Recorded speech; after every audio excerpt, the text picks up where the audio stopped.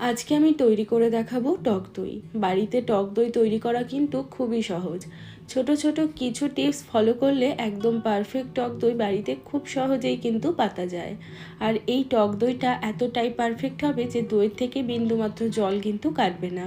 এই পদ্ধতিতে তোমরা একবার বাড়িতে টক দই তৈরি করে দেখো, একদম পারফেক্ট টক দই কিন্তু তৈরি হবে। সেম পদ্ধতিতে তোমরা মিষ্টি দইও তৈরি করতে পারবে। আশা করব আজকের এই ভিডিওটা তোমাদের অনেক হেল্পফুল হবে, অনেক ভালো লাগবে। তাহলে চলো আর কথা না বাড়িয়ে রেসিপিটা ঝটপট করে দেখে নেওয়া যাক। নমস্কার, আমি সুস্মিতা। আমার রান্নাঘরে সবাইকে স্বাগত জানিয়ে শুরু করছি আজকের রেসিপি। টক দই তৈরি করার জন্য সবার প্রথমে আমি কড়াইতে দিয়ে দিচ্ছি সামান্য একটু জল। জল দিয়ে তারপর দুধটা জাল করলে দুধটা কিন্তু কড়াইতে নিচে লেগে ধরে না, তাই জন্য অবশ্যই একটু প্রথমে জল দিয়ে দিতে হবে। এরপর আমি দিয়ে দেব 1 লিটার পরিমাণে লিকুইড দুধ। এখানে আমি কাউ মিল্ক নিয়েছি, প্যাকেটের কাউ মিল্ক। তোমরা চাইলে ফ্রেশ গরুর দুধ দিয়েও কিন্তু এই টক দইটা তৈরি করতে পারো, তাতে আরও ভালো রেজাল্ট পাওয়া যাবে। এবার গ্যাসের ফ্লেমটা মিডিয়াম টু হাইতে করে দিয়ে দুধটাকে নেড়ে চেড়ে প্রথমে ফুটিয়ে নিতে হবে। তো এখন দেখো দুধটা একদম টকবক করে ফুটে উঠেছে। এখন গ্যাসের ফ্লেমটা মিডিয়ামে রেখে দুধটাকে ততক্ষণ পর্যন্ত জাল করব যতক্ষণ না পর্যন্ত 1 লিটার দুধটা 700 ml হয়ে আসছে। এইভাবে নেড়ে চেড়ে দুধটাকে আমাদের ঘন করে নিতে হবে। তোমরা যদি এই দইটার পরিবর্তে মিষ্টি দই তৈরি করতে চাও তাহলে এই সময়তে এর মধ্যে নিজেদের ইচ্ছে মতো চিনি ব্যবহার করতে পারো, তাহলেই কিন্তু আমাদের দইটা মিষ্টি দই তৈরি হয়ে যাবে। তো দেখো এখানে ক্রমাগত নাড়াচাড়া করে জাল করতে করতে দুধটাকে আমি 700 ml কিন্তু করে নিয়েছি। এখন গ্যাসটাকে অফ করে দেব আর দুধটাকে হালকা একটু ঠান্ডা হতে দেব। এবার দই পাতার জন্য আমি একটা বাটিতে নিয়ে নিচ্ছি 2 টেবিল চামচ মতো গুঁড়ো দুধ। গুঁড়ো দুধ দিয়ে দই পাতলে কিন্তু দইটা খুব সুন্দরভাবে জমে এবং দইয়ের থেকে কিন্তু আর জল কাটে না। আর এই গুঁড়ো দুধটা ব্যবহার করার জন্যই কিন্তু দইটা খুব বেশি কিন্তু টকও হবে না। তার সাথে দিয়ে দিচ্ছি 3 টেবিল চামচ মতো টক দই।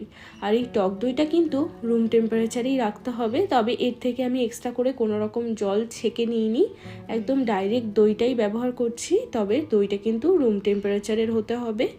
এবার এই গুঁড়ো দুধ আর দইটাকে খুব ভালো করে মিশিয়ে নিতে হবে।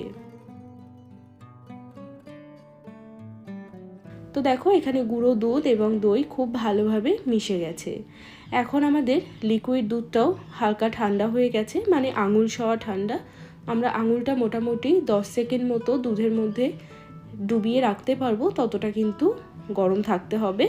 এবার আমি এই দুধটা ঢেলে দিচ্ছি দইয়ের মধ্যে, দিয়ে খুব ভালো করে সমস্ত কিছু মিশিয়ে নেব। তো এখানে আমাদের দইয়ের মিশ্রণটা একদম তৈরি। আর দইটা আমরা যেই পাত্রে সেট করব সেই পাত্রে এবার এই দুধটাকে ঢেলে নিতে হবে। তো এখানে আমি একটা চিনেমাটির পাত্র নিয়ে নিয়েছি, এর মধ্যে আমি দুধটা ঢেলে দিচ্ছি।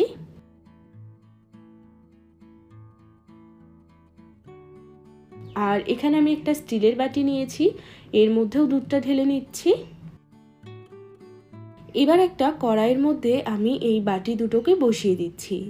এরপর ওপর থেকে ঢাকনা দিয়ে এই দইটাকে আমাদের জমতে দিতে হবে মোটামুটি 5 থেকে 6 ঘন্টার জন্য। তবে যেহেতু আমি দইটা রাত্রেবেলা বসাচ্ছি তাই জন্য আমি সারা রাতের জন্য রেখে দেব। তোমরা যদি দইটা দিনের বেলা তৈরি করো তাহলে মিনিমাম 5 থেকে 6 ঘন্টার জন্য এভাবে ঢাকা দিয়ে রাখতে হবে। আমি এই জায়গাতেই ঢাকা দিয়ে এটাকে সারা রাতের জন্য রেখে দেবো। সকালে যখন দইটা জমে যাবে তারপর 1 ঘন্টার জন্য দইটাকে ঠান্ডা করার জন্য ফ্রিজে রেখে দিতে হবে। তো আমি 1 ঘন্টার জন্য ফ্রিজে রেখে দিয়েছিলাম যাতে দইটা ভালোভাবে সেট হয়ে যায় এবং পুরোপুরি ঠান্ডা হয়ে যায়, কেননা দই একটু ঠান্ডা ঠান্ডাই খেতে ভালো লাগে।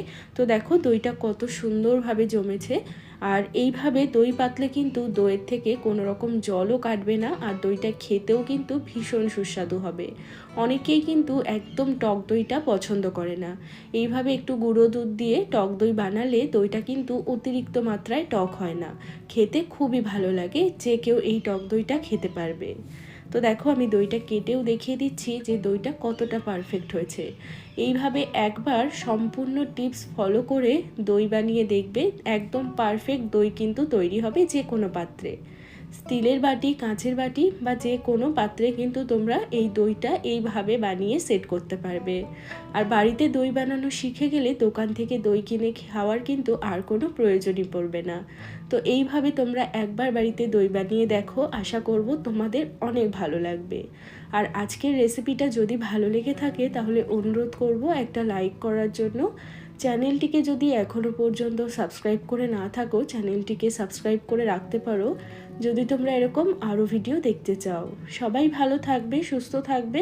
আমি আবারও চলে আসবো অন্য কোনো রেসিপির সাথে। আজ এ পর্যন্তই, টাটা।